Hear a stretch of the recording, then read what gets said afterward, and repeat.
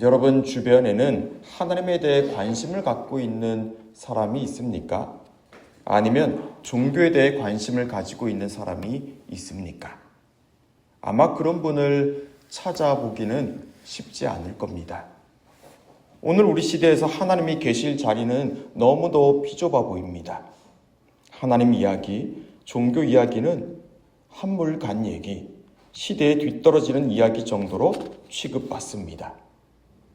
신앙을 갖고 있다는 것이 많은 경우 미신을 믿는다는 것과 동일하게 여겨지기도 합니다. 또한 최근에는 토속 신앙이 예능 프로그램이나 영화의 재료로 심심찮게 등장하는 걸 볼 수 있죠. 그러한 매체를 접하는 젊은 세대나 다음 세대는 신하면 미래를 이야기해주는 산신령 정도로 그렇게 이해할 것이 분명합니다. 말이 미래이지 그건 언제나 오늘 내가 가지고 있는 욕구가 성취되는가에 대한 관심을 둔 표현일 뿐입니다. 사람은 언제쯤 진심으로 하나님을 찾을까요? 그 대답은 우리 자신에게 시선을 돌림으로써 할 수 있을 것입니다. 여러분 언제입니까? 우리는 언제 하나님을 만났고 언제 하나님을 정말로 알았습니까? 그건 바로 내가 믿고 내가 기대하고 내가 이루어 놓았다 생각한 그 기초가 흔들릴 때입니다. 조금 다르게 표현하면 내가 믿고 있던 하나님이 나를 떠났다 생각할 때입니다. 구약 성경 예언서의 표현대로 하자면 하나님이 예루살렘 성전을 떠났을 때입니다. 그때 비로소 우리는 하나님을 만나고 하나님을 알게 됩니다. 하나님이 예루살렘 성전을 떠났을 때 그 영광이 사라졌을 때 이스라엘은 금식했습니다. 이들은 두려움에 사로잡혔습니다. 이들은 애통해했습니다. 그들은 그제야 그들이 갖고 있던 희망, 그들이 기대했던 그 미래가 그저 자신들이 가지고 있던 욕구를 성취하려는 것이라는 걸 깨달았습니다. 이들은 그 욕구를 성취해 줄 뿐으로 하나님을 섬기고 있었죠. 그러나 이스라엘을 자녀로 삼으신 하나님, 이스라엘을 그분의 백성으로 삼으신 하나님은 그런 하나님이기를 거부하셨습니다. 그런 그들이 할 수 있는 거라곤 금식뿐이었습니다. 이러한 모습은 구약의 이스라엘만이 아닙니다. 예수님의 제자들도 그러하지 않았습니까? 그들이 따랐던 예수님께서 체포당하고 신문을 받고 판결을 받고 마침내 사형 집행까지 당합니다. 이 모든 일들은 그들이 생각했던 메시아 신앙과는 너무도 달랐습니다. 그들이 원했던 메시아, 그들이 기다리던 그리스도가 아니었습니다. 예수님의 고난을 그들은 견디지 못합니다. 그들은 두려움에 혼란에 사로잡힙니다. 하나님과 함께 했지만 하나님을 몰랐던 사람들에게 찾아오는 현실입니다. 그들은 왜 몰랐습니까?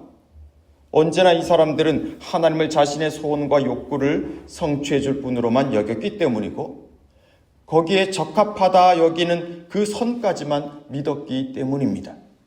그러나 예수님은 그들이 원했던 그 길을 가시지 않았습니다. 어디 이들뿐입니까? 이스라엘 백성들, 저 제자들의 이야기는 곧 우리들의 이야기이지 않습니까?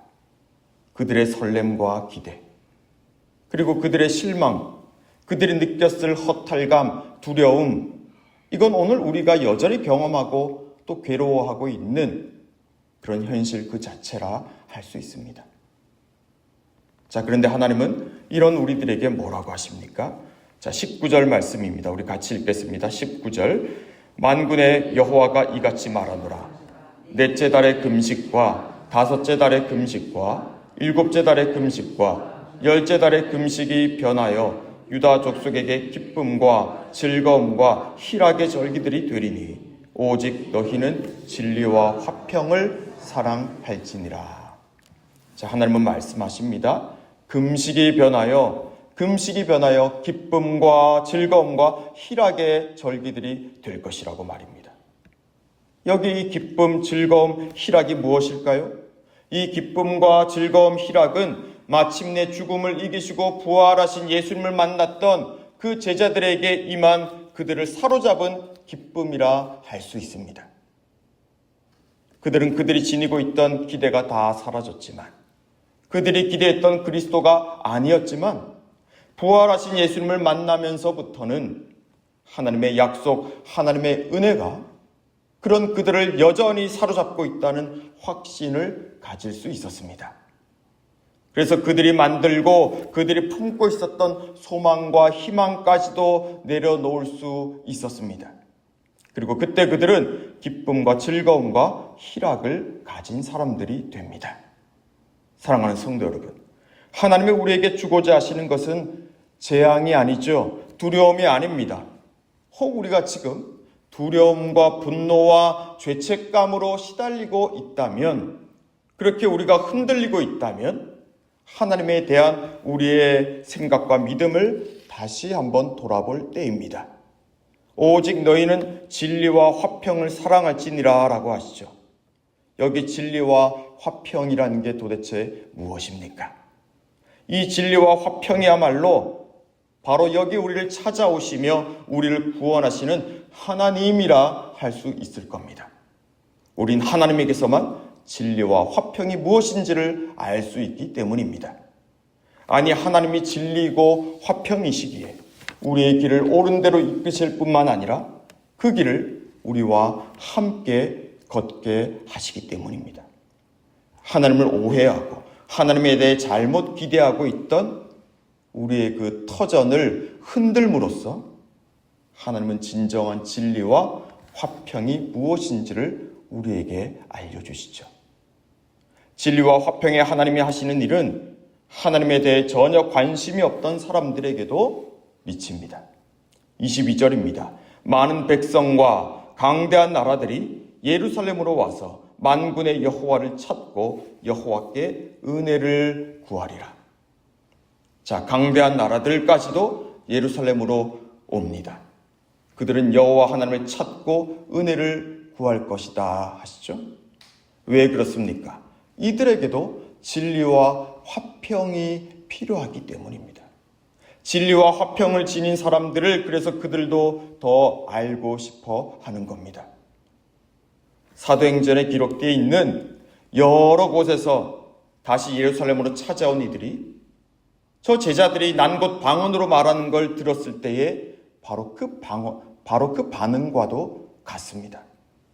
그들은 그곳에서 뭐라고 합니까? 우리 난 곳 방언으로 하나님의 큰 일을 저들이 말함을 듣는도다라고 하지 않았습니까? 그리고 마침내 그들이 최초의 교회를 이루지 않았습니까? 사랑하는 성도 여러분, 하나님의 나라는 먹는 것과 마시는 것에 있는 것이 아니요 오직 성령 안에 있는 의와 평강과 희락이라 했습니다. 그리고 그리스도를 섬기는 자는 하나님을 기쁘시게 하며 사람들에게도 칭찬을 받는다 했습니다. 저와 여러분에게 하나님은 계속해서 그분 자신이 누구신지를 알려주실 것입니다. 우리가 가지고 있던 망상과 착각과 오해와 헛된 희망을 흔들고서라도 말입니다. 그러나 그 흔들림 후에 찾아오는 의와 평강과 희락을 우리가 붙들기만 한다면, 거기에 우리가 사로잡힌다면 우린 하나님을 더 깊이 알아가고 그분 안에서 진리와 화평을 알고자 하는 자들에게도 하나님을 전하는 인생을 살아갈 것입니다.